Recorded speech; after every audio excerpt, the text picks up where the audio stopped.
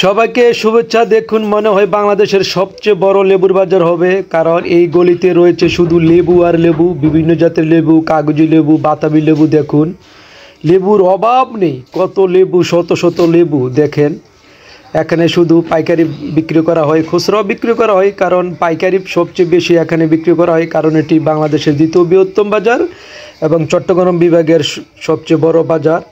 লেবুর বাজার দেখুন, নিমসার, কুমিল্লা বুড়িচং নিমসার বাজার। আর এখানে শুধু এই গলিতে শুধু রয়েছে লেবু। দেখুন, আমি কতক্ষণ ধরে হাঁটতেছি, শুধু লেবুর দোকান, শুধু এই গলিটা হচ্ছে শুধু লেবু। দেখুন, লেবুর অভাব নেই, বাতাবি লেবু, কাগজি লেবু, লেবুর অভাব নেই। দেখুন কি সুন্দর, দূর দূরান্ত থেকে আসে, এখান থেকে নিয়ে যায়, নিয়ে তারা খুচরা বিক্রি করে বিভিন্ন বাজারে, গ্রাম অঞ্চলে।